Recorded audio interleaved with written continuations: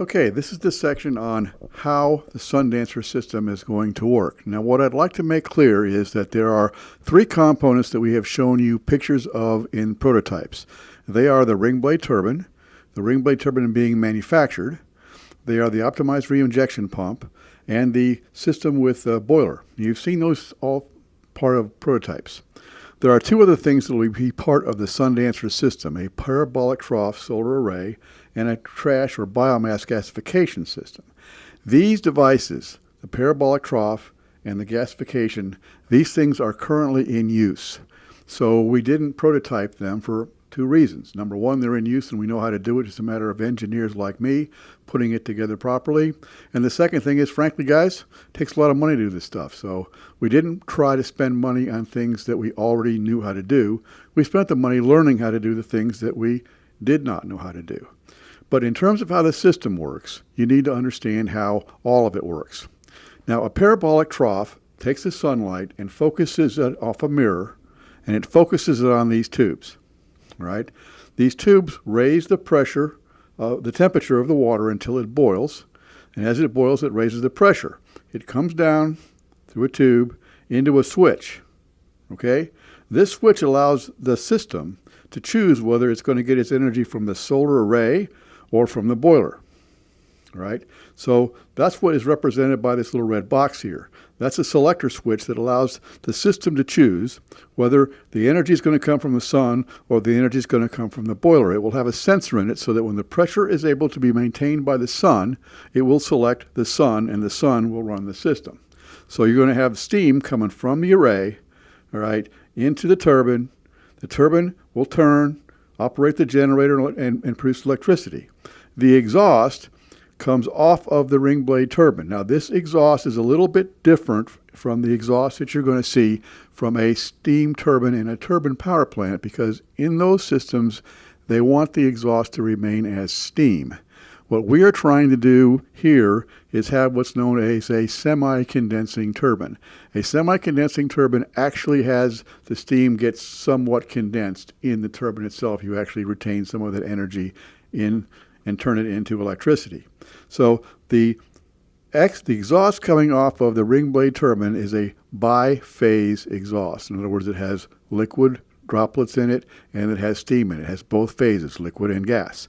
That steam then comes to our optimized reinjection pump, all right, that pumps it right back around to the parabolic trough solar array.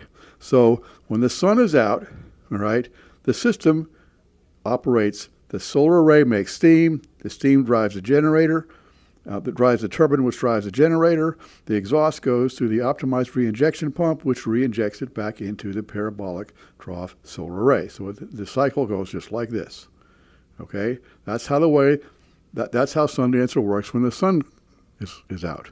Now, night falls, storm comes up, whatever.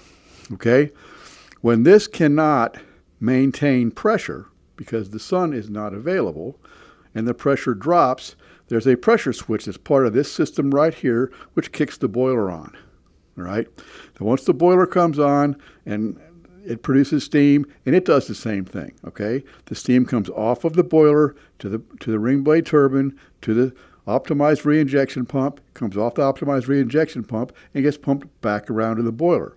So when the sun is out, the cycle runs like this.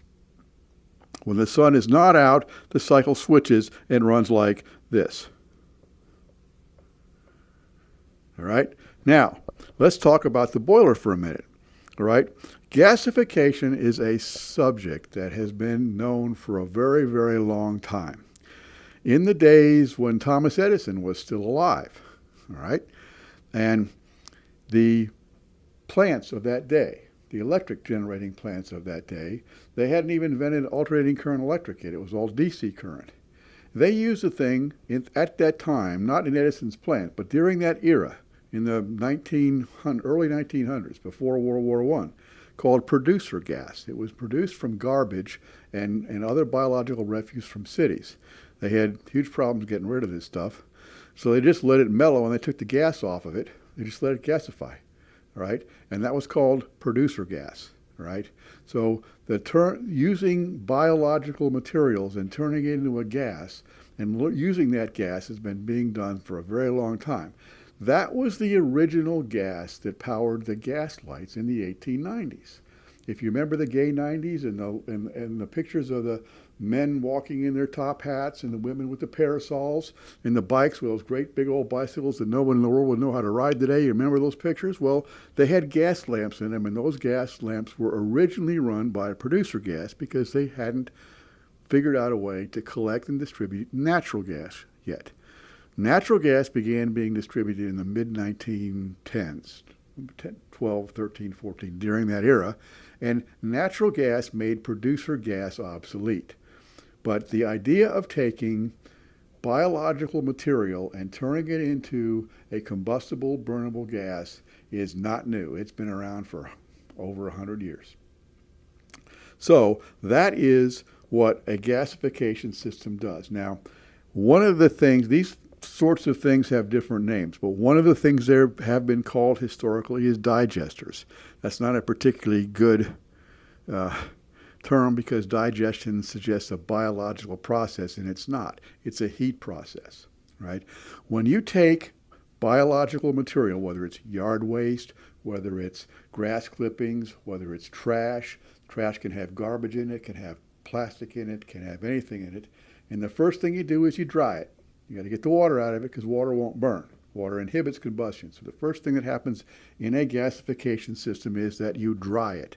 But once you dry it, then you heat it. When you take a biological material and you heat it up to approximately 500 degrees Fahrenheit, it begins to turn directly from a liquid into a gas. Hydrocarbons, complex hydrocarbons, do not go through a solid melting to liquid, then boiling to gas. They don't operate that way like an ice cube does, okay? A solid hydrocarbon, when you reach its temperature at which it gasifies, it sublimes. The term is sublimation, and it moves directly from being a solid into a gas. You've actually seen this happen with a match. When you strike a match, the material on the match head is a sulfur phosphorus material, and friction causes it to get real hot. All right, and the heat causes the material of the match, whether it's paper in a paper match or wood in a matchstick, to turn directly into a gas and to burn. So every time you strike a match, you are engaged in the process of gasification. In a system like this, you're just not burning the gas. You're using the heat to create the gas, but then you're collecting the gas and storing the gas.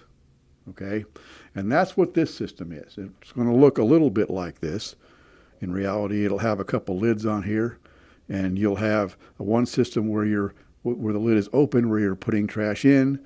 You'll have one system where the lid is closed and it's full of trash, and you're drying it. And you'll have the third system, which is actually producing the gas that operates the boiler. But this sort of system is not new, all right? It's not new. So it's just a matter of us building one and putting it together in a system that operates. So that's how Sundancer operates. Now, what happens let's suppose we have a rainy day, we have a dark night, we have a rainy day tomorrow, and you're flat out of trash. You've used up all your trash. Okay, what happens then? At that point in time, this system can be set up very easily so it would switch over to either propane or natural gas, whichever was available. So the whole idea of Sundancer is that it's a hybrid. A hybrid, by definition, is a system that uses more than one form of energy. It puts two different systems together.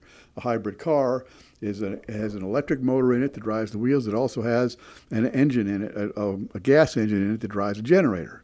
So the reason why a hybrid car is called a hybrid is because it'll use gasoline motor to make electric power, and then it uses an electric motor to drive the wheels. All right, so that's what a hybrid is. It uses more than one form of energy.